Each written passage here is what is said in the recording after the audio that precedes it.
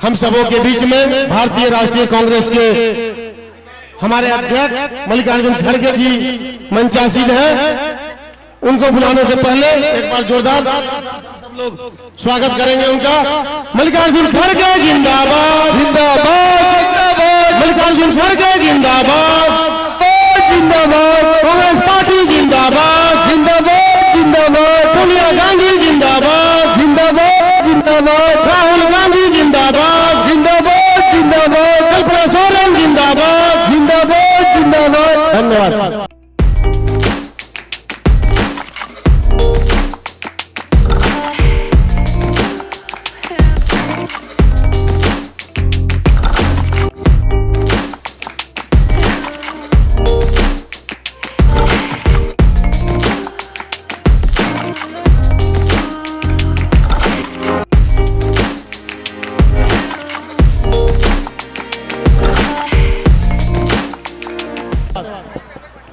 चतरा लोकसभा के प्रचार सभा में यहां पर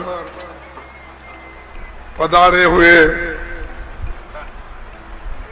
हमारे कांग्रेस पार्टी के नेता राजेश ठाकुर जी और धुआंधार तकरीर करके आप सबके दिल जीत लिए श्रीमती कल्पना सोरेन जी, जोर से मारो तालियां। ये है महिला शक्ति, ये है नारी शक्ति। इसीलिए तो हम हर साल आपको 1-1 लाख रुपए देने का वायदा किया है। के.एन. त्रिपाठी जी हमारे कैंडिडेट, करो भाई सलाम, फिर आगे करते कि नहीं मालूम नहीं, अब तो करो कम से कम। चलो के.एन. त्रिपाठी जी बैठी बैठी, प्रणव झा जी, बैद्यनाथ राम एमएलए हमारे जेएमएम के, वो भी वहां बैठे हैं, उसकी जिम्मेदारी भी बहुत है। रामचंद्र सिंह एमएलए वो भी बैठे हैं, और बंधु तिरके और Muneshwar Oraon DCC president, Motilal Sahdev district president JMM, Pramod Dubey DCC president Chatra, और बिटो पाठक डीसीसी प्रेसिडेंट, विजय चौबे, संजय पांडे, मानस सिंह और राम प्रवेश यादव, अमूल नीरज और सतीश पॉल मुंजीनी और गजेंद्र सिंह, और मंच पर बैठे हुए सभी तमाम हमारे लीडर लोग, और झारखंड मुक्ति मोर्चा के साथ साथ कांग्रेस पार्टी और आरजेडी कम्युनिस्ट पार्टी एक होकर एक गठबंधन करके लड़ाई लड़ रहे हैं। इसीलिए मैं आपको सलाम करता हूं, जोहार करता हूं और आप सबको नमस्कार करता हूं। मेरे बंधुओं, ये लड़ाई बड़ी है, ये छोटी लड़ाई नहीं है, और ये किसी छोटा मोटा इलेक्शन भी नहीं है। ये इलेक्शन देश के जमहूरियत को बचाना, देश के लोकतंत्र को बचाना, देश के संविधान को बचाना, इसकी लड़ाई है। हम मोदी जी के साथ नहीं लड़ रहे, वो एक व्यक्ति है हमारे जैसा, लेकिन लड़ाई इसलिए लड़ रहे हैं, उनकी विचारधारा जो है, उनकी विचारधारा ये आरएसएस की विचारधारा है। और आरएसएस की विचारधारा क्या है? गरीब गरीब रहे, दलित दलित रहे, आदिवासी आदिवासी रहे, पिछड़े पिछड़े रहे और सबसे पिछड़े और भी उनकी सेवा करते रहे। ये जो आरएसएस की पॉलिसी है उसको लागू करने वाले, उसको अनुष्ठान में लाने वाले कौन है? मोदी है। मोदी उनका एक हथियार है, उस हथियार को उन्होंने इस्तेमाल कर रहे हैं। तो इसलिए मैं चाहूंगा आपके सामने तो विषय है, क्या आप संविधान बचाने को तैयार है? क्यों उधर के लोग नाराज है? तुमको नहीं होना, गुलामी में रहना है, मोदी के साथ जाना है? देखो हम इसलिए कह रहे, मेरा तो देखिए मैं 12 इलेक्शन जीता हूं, 53 साल हो गए, मैं एमएलए एमपी राज्यसभा मिनिस्टर सब कुछ बना हूं, आखिरी में ये कांग्रेस पार्टी का अध्यक्ष बना हूं। लेकिन कभी मैं अपनी पार्टी नहीं छोड़ा, एक ही सिंबल पे मैं चुन के आया। पहला सिंबल मेरा था गाय और बछड़ा, वो क्योंकि कांग्रेस का पहला चिन्ह हमको मिला था। फिर उसके बाद हमको मिला हाथ, हाथ के साथ ही आज तक हूं, मैं कभी नहीं बदला, क्योंकि हमारे उसूल और हमारे उसूल पे किसका विश्वास है वो कभी बदलता नहीं। हम गरीबों की लड़ाई लड़ रहे हैं, मोदी जी अमीरों की लड़ाई लड़ रहे हैं, और सब कहते हैं मैंने देश के लिए कुछ बहुत कुछ किया। कांग्रेस ने क्या किया? 70 साल में तुम क्या करे ये पूछते हैं। फिर आप बदल गए, जरा 55 साल बोल रहे हैं। 55 साल में कांग्रेस ने क्या किया? अरे भाई, अगर हम कुछ नहीं करते, मोदी साहब, शाह साहब, आप उस कुर्सी पे नहीं बैठते थे।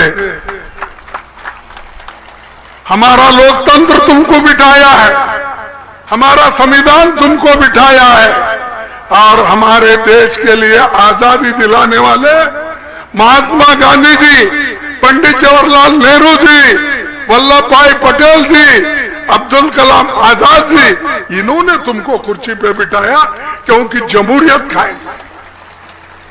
हमने जमहूरियत कायम की, तुम डिक्टेटरशिप कायम कर रहे हो, हुकुमशाही काम, ये हुकुमशाही तुम तैयार कर रहे हो, लेकिन ये चलने वाला नहीं है।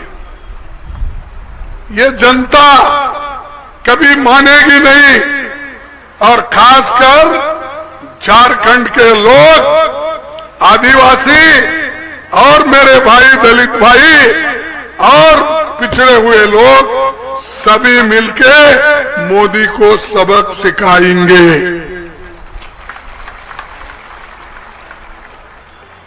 तुम हमारे लोगों को चुन के लाओ, हम आपको संविधान की हिफाजत का, लोकतंत्र के हिफाजत का पूरा पूरा भरोसा देंगे कि आपके साथ ही हम रहेंगे। संविधान चलाने का, लोकतंत्र के तहत चलने का, ये भी अच्छे लोगों के हाथ में रहा तो ही अच्छा होता है। बैठिए आप त्रिपाठी।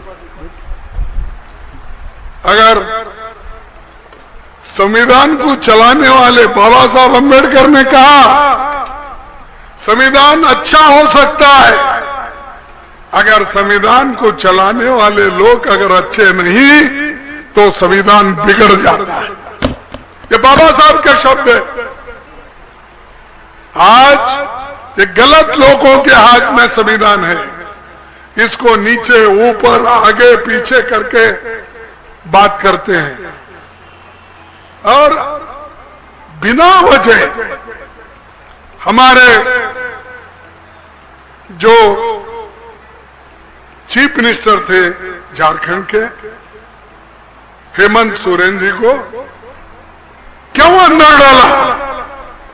एक ही वजह थी कि आप कांग्रेस और गठबंधन के साथ नहीं रहना। आप अगर अकेले लड़ना चाहते हो लड़ो, लेकिन उनके साथ अगर आप जाएंगे तो हम ईडी में आपको अंदर डालेंगे। ये उनका कहना था, मोदी का, शाह का, उनके लोगों का। लेकिन हेमंत सोरेन ने अपनी हिम्मत दिखाई और उन्होंने कहा कि आप मैं जेल में डालो, फांसी के तख्ते पे चढ़ाओ, लेकिन मैं जनता के सेवक के बनकर मैं गठबंधन में रहूंगा और संविधान की रक्षा करूंगा, डेमोक्रेसी की रक्षा करूंगा और गरीब लोगों की सेवा करते रहूंगा। ये कहकर उन्होंने जेल में गया, अपना सर झुकाया नहीं, कट गए तो भी परवाह नहीं, मैं ऊपर देखकर ही चलूंगा। ये ऐसे लोग हैं, देश के लिए लड़ने वाले, देश के लिए मरने वाले, देश के लिए, आपके लिए साथ रहने वाले। ये सारा चीज हमको जानना चाहिए। कोई आता है जाता है, कोई एमएलए बनता है जाता है, कोई कॉर्पोरेटर बनता है, कोई जिला पंचायत अध्यक्ष बनता है। अरे भाइयों, ये सब कुछ संविधान अगर जिंदा है तो ही ये होगा ना। अगर संविधान नहीं है तो ये होगा। जब राजीव गांधी थे, महिलाओं के सशक्तिकरण के लिए और उनको स्थानीय जगह पे जगह देने के लिए उन्होंने संविधान में जगह बनाकर हमारे महिलाओं को रिजर्वेशन दिलाया। आज महिला जिला पंचायत चेयरमैन है, जिला पंचायत मेंबर है, म्युनिसिपालिटी के अध्यक्ष हैं, मेयर है। ये सब किसकी देन है? राजीव गांधी की देन है, संविधान की देन है। अगर संविधान में इतनी शक्ति है तो यही हमारे महिलाओं को, सबको मदद करता है। और बहुत से लोगों को यह भी मालूम नहीं, आजादी के पहले या दूसरे मुल्कों में भी, चाहे वो अमेरिका हो, इंग्लैंड हो, जिन्होंने दुनिया को अपना दुनिया पे रूल किया, ऑस्ट्रेलिया हो, कनाडा हो, रसिया, ये बहुत से देश, उनको वहां पर आजादी मिलने के बाद भी महिलाओं को वोटिंग का अधिकार नहीं था। लेकिन हिंदुस्तान में बाबा साहब अम्बेडकर और जवाहरलाल नेहरू जी ने मिलके महिलाओं को भी सरी समान अधिकार मिलना चाहिए। जिस दिन संविधान निकला उस दिन महिला और सबको वोटिंग का अधिकार मिला। दूसरे देशों में 100 साल के बाद, 150 साल के बाद, 300 साल के बाद वोटिंग अधिकार मिला, वो हकूक के लिए लड़ने के बाद।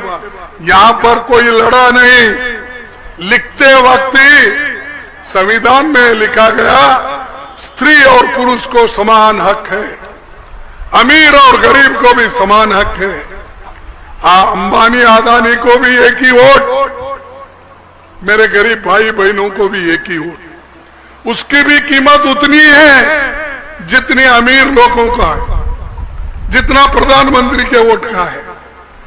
तो ये सोचिए, बुनियादी सोच है, इसके लिए लड़ रहे हैं हम, हमारे लिए नहीं है। हम तो लड़ेंगे, पहले से ये आदत है लोगों के लिए लड़ना, लड़ते लड़ते मरना। लेकिन ये लोग मारना चाहते हैं, गरीबों को मारना चाहते हैं, अमीरों को बचाना चाहते हैं। तो भाइयों, ये तो होने वाला नहीं है, क्योंकि हमारे लोग बड़े मजबूत हो गए। कहीं मैं मजदूर का बेटा बोलते हैं, कभी चाय बेचने, आप हटो, जगह छोड़ो, गरीब के लीडर आ रहे हैं, उनको जगह दो बोल रहे हैं।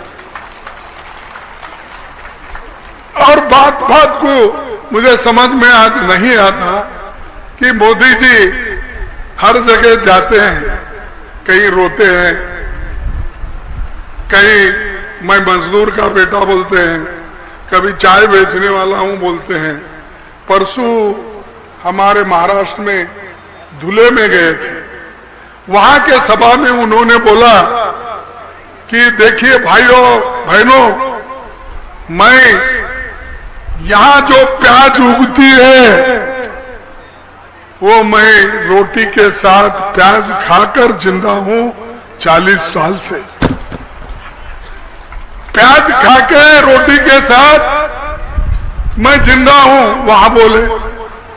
और दूसरी बात बोले, यहां कपास बहुत उगता है, उसकी उत्पन्न ज्यादा है, इसीलिए यहां से जो कपास निकलता है उसी कपास के धागे से बनी हुई धोती, बनी हुई पैंट और शर्ट पहनता हूं।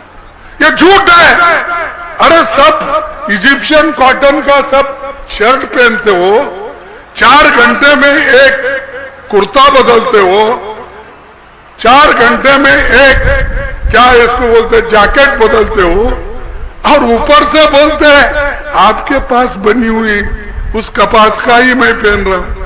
कितना झूठ बोलते हो, झूठ पे झूठ। उसीलिए हमारा श्रीमती कल्पना जी बोले कि बहुत झूठ बोलते हैं, 15 लाख 2 करोड़ ये सब उन्होंने बोल दिया, मैं फिर इसको रिपीट नहीं करना चाहता।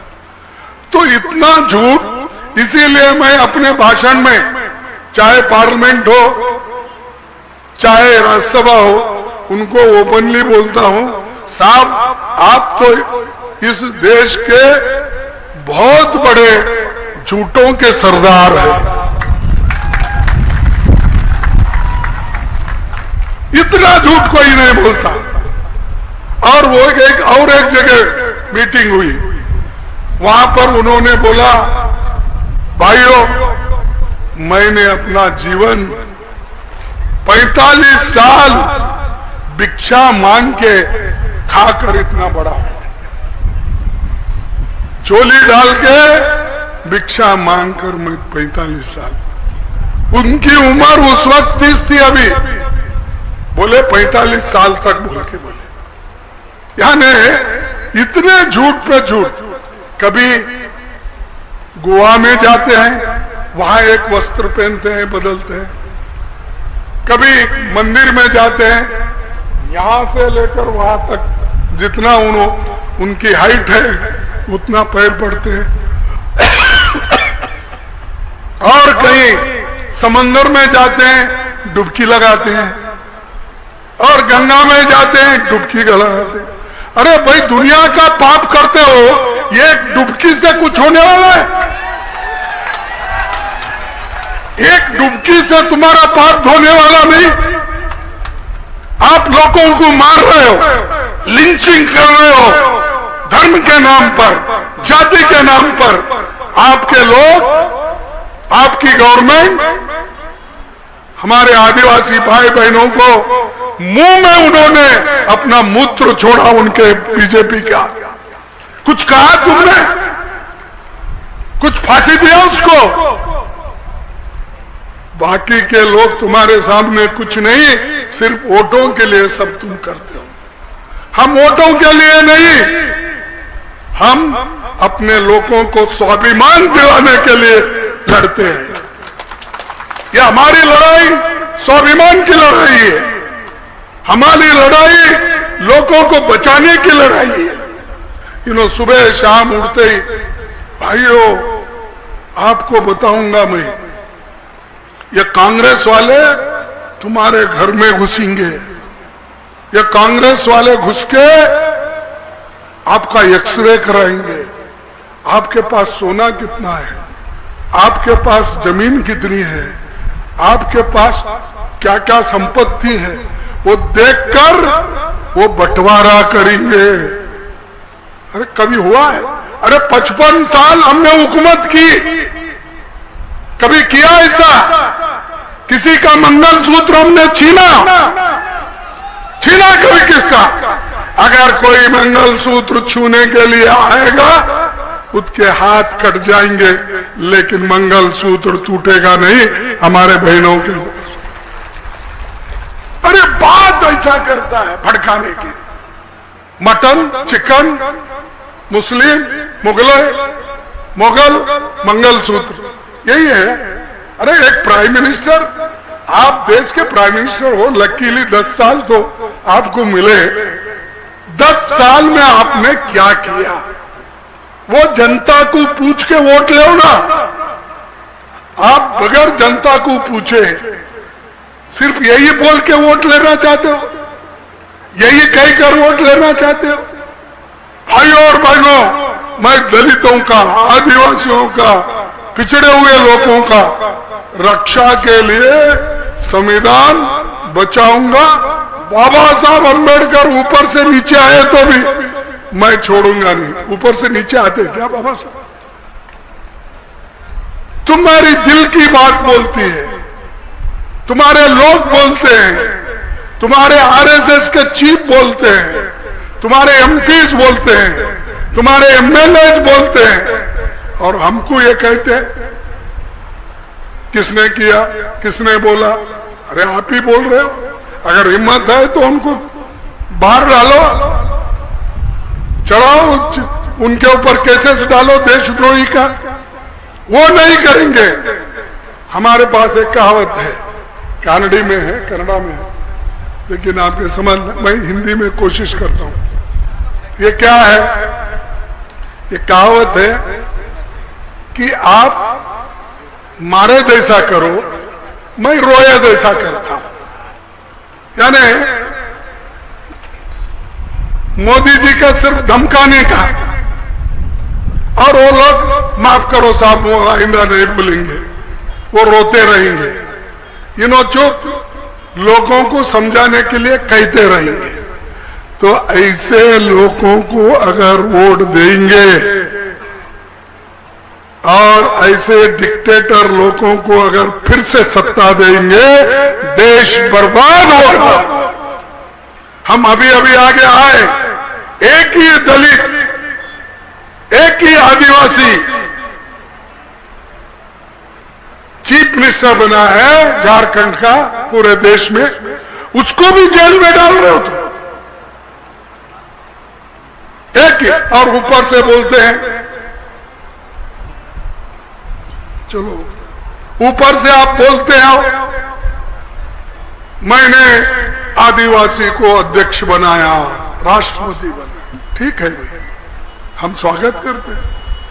मैंने दलित को राष्ट्रपति बनाया, ठीक है भाई।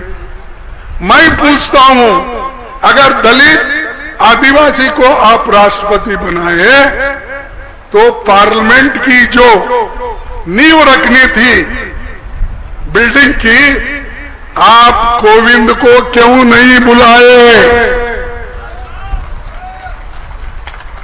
राष्ट्रपति तो पहला सिटीजन होता है, नागरिक होता है, उसको क्यों नहीं बुलाए? क्योंकि उनको, दलित को अगर बुलाएंगे तो अपवित्र हो जाएगा। उसी ढंग से जब पार्लियामेंट का बिल्डिंग का उद्घाटन करा मोदी साहब, आपने उद्घाटन किए, लेकिन क्या आप मुर्मू को बुलाए? आप साथ लेके गए? क्योंकि ये तो पहला सिटीजन है, नारी शक्ति की बात करते हो, उनको क्यों नहीं लेके गए? उसके बाद राम मंदिर, ठीक है, सभी लोगों की आस्था है, कोई राम मंदिर जाता है, कोई कृष्ण मंदिर जाता है, कोई दूसरे देव देवता है। हमारे देश में 33 करोड़ देव देवता है। कहीं भी कोई भी कहां जा सकता है। मुस्लिम इस्लाम धर्म में जो विश्वास रखने वाले वो अपने मस्जिद को जाते हैं, क्रिश्चियन चर्च को जाते हैं, बुद्धिस्ट अपने विहार को जाते हैं, जैन अपने मंदिर को जाते हैं। हर आदमी की आस्था है, हर जगह जाता है।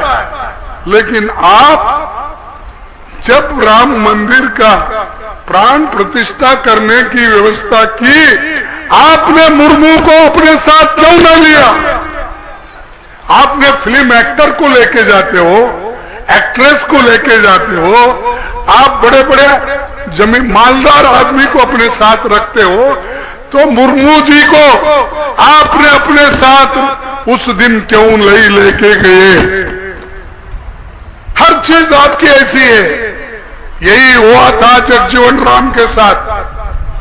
जब संपूर्णानंद स्वामी का स्टैचू हिंदू यूनिवर्सिटी में बिठाना था, उनको बुलाया गया था, उन्होंने स्टैचू बिठाया।